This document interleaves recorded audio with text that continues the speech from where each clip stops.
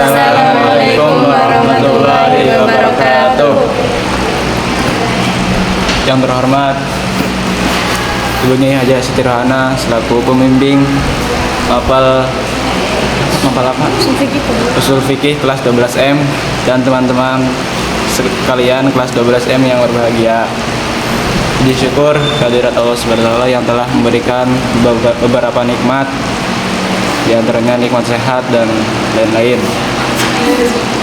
Topik yang akan kita bicarakan mengenai apa? Macam-macam ittiba. Saya sebagai moderator akan membimbing jalannya diskusi ini. Sebelumnya saya akan memperkenalkan anggota kelompok. Nama saya Dinami Sari. Dan saya Risa Permatasari. Saya Irfan Nur Setiawan. Saya Muhammad Abdul Muhammad. Dan saya Muhammad Mulki Fauzan. Rangkaian acara yang akan kita lewati diantaranya yaitu penyajian materi, sesi tanya jawab, dan penutup. Acara yang pertama adalah penyajian materi yang akan dibacakan oleh saudari Dini. Macam-macam ittiba. Ittiba memiliki beberapa macam, antara lain ittiba al-nabi, yaitu mengikuti Nabi Muhammad SAW dalam segala aspek kehidupan, termasuk akhlak, ibadah, dan perilaku. Yang kedua, ittiba as-sahabat, mengikuti para sahabat Nabi dalam memahami dan mengaplikasikan ajaran Islam. Yang ketiga, ittiba al-ulama, mengikuti ulama yang memiliki ilmu dan pemahaman yang mendalam tentang Islam dalam memahami dan mengaplikasikan ajaran Islam. Ittiba as-salaf, mengikuti generasi awal umat Islam salaf dalam memahami dan mengaplikasikan ajaran Islam. Ittiba ini penting untuk memastikan bahwa kita tetap berada di jalan yang benar dan tidak menyimpang dari ajaran Islam yang sebenarnya. Dasar dan hukum ittiba. Dasar hukum ittiba terdapat dalam Quran Surat An-Nahl ayat 43 yang artinya, dan kami tidak mengutus sebelum kamu kecuali orang-orang lelaki yang kami beri wahyu kepada mereka. Maka bertanyalah kepada orang yang mempunyai pengetahuan jika kamu tidak mengetahui. Ittiba yang terpuji kepada Allah dan Rasul-Nya, yaitu mengikuti petunjuk syariat secara menyeluruh, dan ittiba yang tercela, ittiba al-hawa atau nafsu atau kepada selain Allah dan Rasul yang salah, yaitu mengikuti hawa nafsu atau tokoh tanpa dalil, seperti ittiba dalam konteks fikih, mengikuti ulama yang terbagi antara yang dibolehkan berdasarkan dalil yang tidak taklid buta. Kepada siapa harus ittiba? Kepada Allah dan Rasul-Nya ialah kewajiban utama dan mutlak. 1. Allah mengikuti perintahnya yang tertuang dalam Al-Quran. 2. Rasulullah SAW, yaitu mengikuti petunjuk, teladan dan ajarannya atau sunnah karena beliau adalah utusan Allah. Pertanyaan. Acara yang kedua yaitu sesi tanya jawab. Silakan kepada audiens yang ingin memberikan pertanyaan.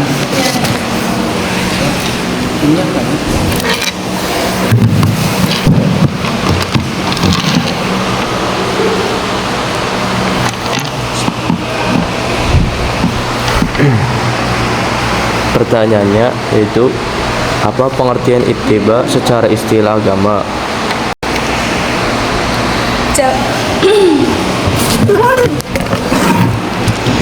Jawabannya, ittiba secara bahasa berarti mengikuti, sementara secara istilah dalam mengikuti secara sempurna dan ketaatan mutlak, terutama kepada Allah Subhanahu wa taala dan Rasul-Nya, yaitu dengan melaksanakan perintahnya dan menjauhi larangannya, serta meneladani akhlak, ucapan dan perbuatan beliau.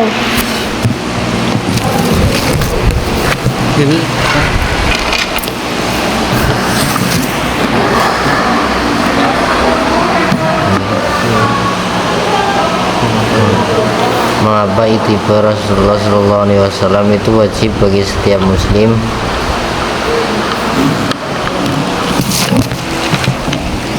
Ittiba kepada Nabi Muhammad SAW hukumnya wajib karena merupakan bukti kebenaran cinta kepada Allah dan Rasul-Nya, menjadi salah satu syariat diterimanya amal ibadah, dan merupakan tuntunan pokok bagi seluruh jin dan manusia sebagai penutup para nabi. Mas, sudah Sudah Mbak? kamu aja. Ya. Sama.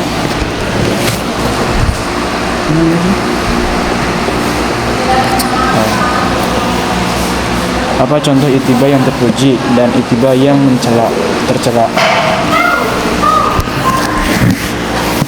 Ittiba mahmudah adalah ittiba yang terpuji, yaitu mengikuti perintah Allah dalam Al-Quran dan sunnah Nabi, seperti meneladani akhlak beliau atau menjalankan sunnah-sunnahnya.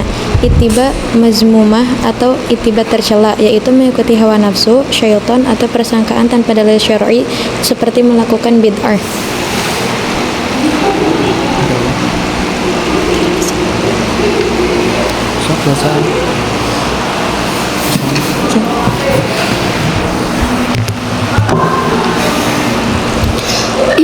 Pesan dan moral. Pesan moral utama dari ittiba yaitu sebagai bukti cinta kepada Allah.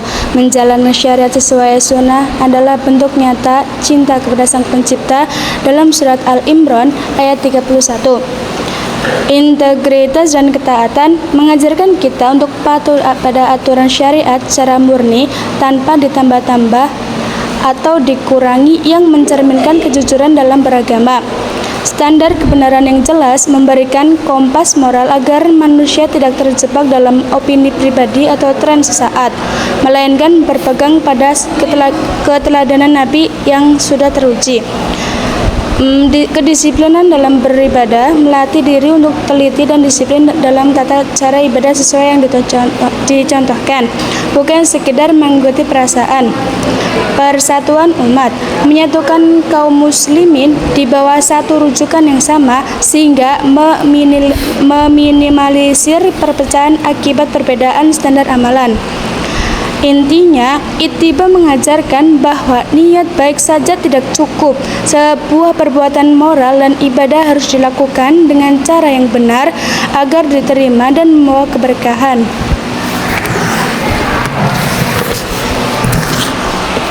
Acara yang ketiga sekaligus yang terakhir yaitu penutup.